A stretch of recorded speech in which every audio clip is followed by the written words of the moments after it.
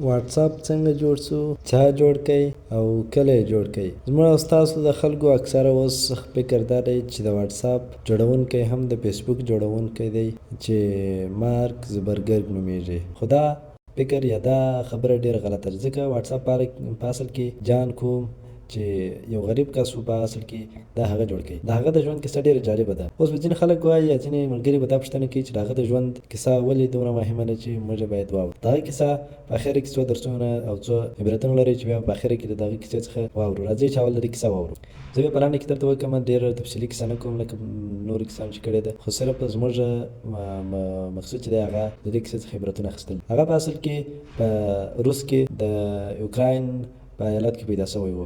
هلته ډېر غریب و، نو د خپل غریبۍ او د سخت ژوند د امله څخه دوی بیا بار شول امریکا ته، او د ډېرې سختۍ او د ډېرې غریبۍ څخه یې پلار همدلته په روس په اوکراین کې پاتې شو. د دوی نوره کورنۍ هغه امریکا ته ولاړه. امریکا ته چې دوی ورسېدل نو د ده مور د یو کور پاکوونکې شوه. ده هم په یو هوټل کې د میزونو او د دغه نورو شیانو د پاکولو دنده پر غاړه واخیستله. دا چې دی یو ډېر فکرمند سړی و او د ده سره ډېر فکر و، نو ده د کمپیوټر سره ډېره مینه درلوده او ده دا فکر درلودی چې زه به خامخا یو وخت داسې پرمختګ کوم چې هغه به زما او د ټولې نړۍ د پرمختګ یو راز ګرځېږي. د خپل ژوند په همداسې سخت حالاتو کې راپیل کوي او د کمپیوټر سره به په یوازې ځان کې ګونه کول، په هغه باندې به بېلابېلې او شیان به پکې زده کوله، کوډینګ به پکې کوئ. او بالاخره د ده د کمپیوټر دا عملي چې د ځان سره کولې دا د دې سبب شوی چې د یاهو کمپنۍ کې د ځان ته هلته دنده پیدا کړه او دی هلته په کار باندې وګمارل سو. ته چې په کار وګمارل سو، بیا د هغه ځای څخه دوی د یو لوړ بس ته ولاړی چې هلته انجینر سو، پکښې د هغه د کنټرول انجینر سو. بیا هلته یو ملګری ته پیدا کړي چې د هغه ملګري په واسطه سره دوی دواړه بیا واتساپ جوړ کړي.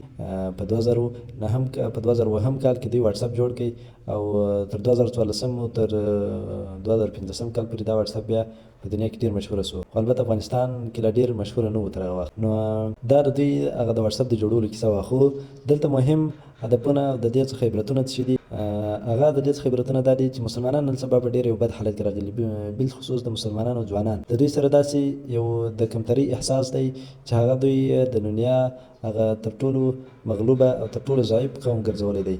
حالان کې که موږ تاسو د اسلام تاریخ وګورو، موږ ته به معلومه سي چې د اسلام په تاریخ کې مسلمانان هغه کامیابه او پرمختللی ولس و، ملت و چې د هغوی څخه به د اروپا او د نورې پرمختللې نړۍ پاچاهانو هم هغه د دې اسلامي نړۍ څخه بېکتنه کوله او دوی به د اسلامي پاچاهانو څخه په خواست او زاریو باندې د تعلیم د زده کړو او د پرمختګونو په اړه باندې به د دوی شاګردي کوله. دوی به په دې باندې فخر کوي چې موږ د مسلمانانو شاګردان یو، موږ د هغوی سره زده کړه کړې ده.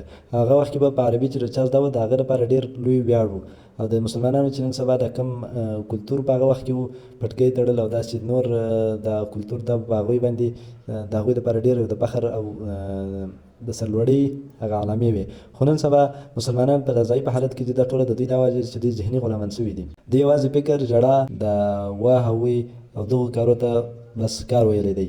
دوی هېڅکله داسې لوړ فکر نه دی کړی چې هغه د دوی د پرمختګ لامل شي. د دوی سره داسې غټ فکر نشته چې هغه دوی ووایي چې دا به سبا زه یو خپل د ځان یا د افغانستان یا د نړۍ دپاره به زه یو پرمختګ کوم. اصل کې دا هر څه د دې ډول څخه پېښېږي چې د دوی فکرونه داسې نه دي روزل شوي چې دوی دې لوی فکر وکړي. دا ټوله د کم علمۍ او د کم احساسۍ وجه ده چې د دوی سره احساس نشته. دوی یو داسې فکر او یو داسې سوچ نه لري چې هغه باید دوی د خپل کامیابۍ یا مثلا د خپلو کورنیو او بالخصوص د خپل ځان د کامیابۍ دپاره د دوی یو داسې فکر وکړي چې هغه د دوی د ستړیا څخه خلاص کړي. د دې څخه موږ دویم درس دا اخلو چې سړی په هر کم حالاتو کې که سړی استقامت وکړي، خپل هدف ته دی یقیني او دی هدف ځان ته ټاکلی چې دی به خامخا هغه ته ورسېږي او ده پر ځان باندې باور چې زه دا هدف ترلاسه کولی شم، نو باید دی دا هدف پرې نه ږدي او دی باید دا استقامت وکړي. او د دې څخه دریم هدف دا دی چې د پرمختګ لپاره یوازې وسایل ضروري نه دي، بلکې د پرمختګ لپاره تر ټولو ضروري شی چې دی هغه خپل پر ځان باندې اعتماد دی او خپل پر ځان باندې هغه باور لرل دي چې زه خامخا دا کار کولی شم او زه باید استقامت وکړم تر څو زه دا کار مخته یوسم. ځکه په قرآن عظیم شان کې الله عز وجل فرمایي چې ان مع العسر یسرا، بېشکه تر هرې سختۍ وروسته اساني راځي. یعنې که نن هر څوک په سختۍ کې راګیر وي، هغه به خامخا یو وخت داسې به راځي چې دی به اسانۍ ته ورسېږي.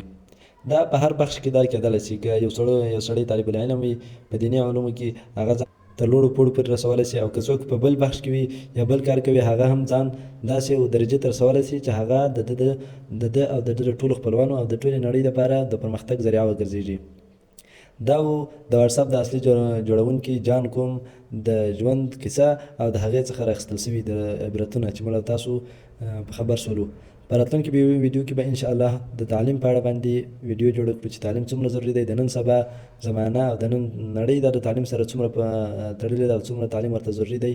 نو که تاسو تر اوسه پورې دا فکر یون یوټیوب چینل نه وي سبسکرایب کړئ، دا راسره سبسکرایب کړئ او ویډیو د ملګرو سره مخکې شیر کړئ تر څو تاسو نور ملګري هم د دې څخه مستفید شي. او انشاءالله په راتلونکي وختونو کې به هم موږ دې ته ورته ډېرې ګټورې ویډیوګانې جوړوو چې د هغوی ډېر تمرکز به د فکري رغونې، د فکري جګړې او د فکري درسونو په طرف باندې وي انشاءالله تعالی. وما علینا الا البلاغ المبین.